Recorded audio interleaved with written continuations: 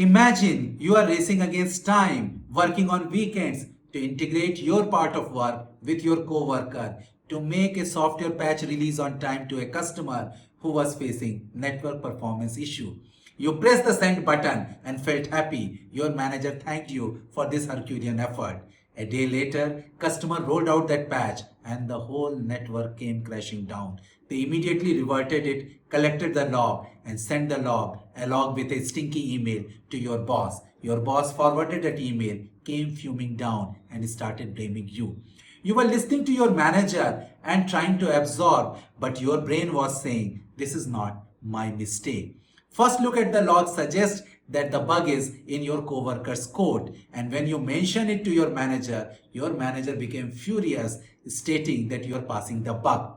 You felt agitated, being blamed wrongly. A study in 2001 shows that the brain responds more strongly to a negative event than to a positive event, and also they retain it longer. So if you want to overcome one bad experience, you need 5 good experiences. Yes, this 5:1 ratio was first discovered by John Gottman in 1970 and it is applicable at our workplace. That is, 5 positive experiences are equal to 1 negative experience. It does not matter how good you are, how nice you are. Every unkind word or angry tone spoken will undo 5 times of good what your kind words and actions might have done in the past. Another study in 2005 measured employees' mood at workplace. They found out that a negative event affects mood 5 times more than a positive one. Blame is the most lethal behavior at work.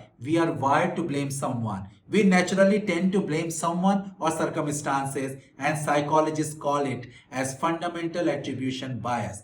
We tend to believe what people do is the reflection of who they are, and we don't consider any social and environmental factor behind their behavior. That is why majority of disasters we label them as human error and we become very happy that we are blaming someone and we close the case.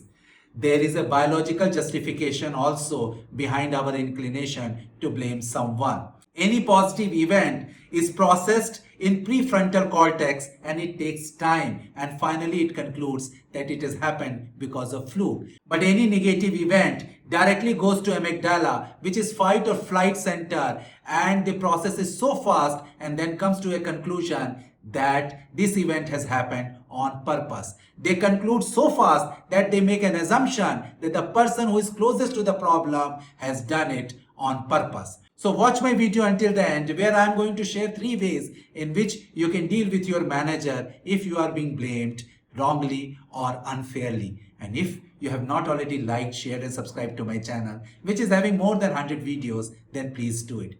Also watch my other video, 5 disadvantages of loyal employee. If you are blamed wrongly, take a pause, let the initial anger subside, and then start the conversation with your manager by following one of these 3 argument lines. First, I was not aware of it.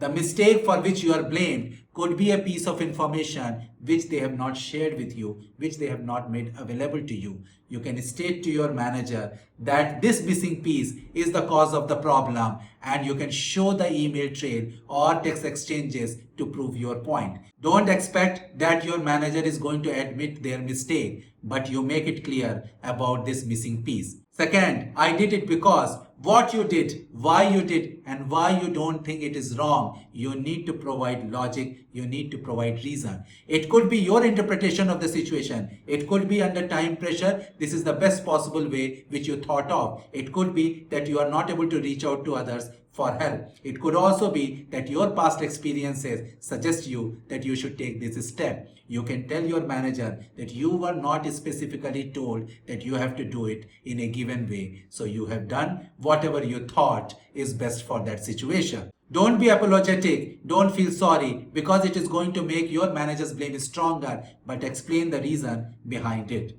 Third, I think there is some misunderstanding or confusion. When you are working in a team, there is always some overlapping areas, there are always some gray areas. and where there is no clarity about the accountability and responsibility. You can clearly state to your manager that you thought your accountability and responsibility lies here, and this is the gray area which you have not thought, and neither your co-worker. You can suggest to your manager to have a three-way meeting among you, your manager and your co-worker to go through such areas and get clarity about the responsibility. This is going to help avoid such mistakes happening in future. Basically, you are telling your manager that you need clarity. So whenever you are blamed wrongly or unfairly and you are in discussion with your manager, always end the conversation with a positive note. That is, it is a good learning. Your manager who has blamed you would appreciate your maturity in handling this blame, and they will be careful in future. So professionals, you have seen why we blame others and how you can handle the wrong blame. I hope you like this video. Do like, share and subscribe to my channel. Thank you.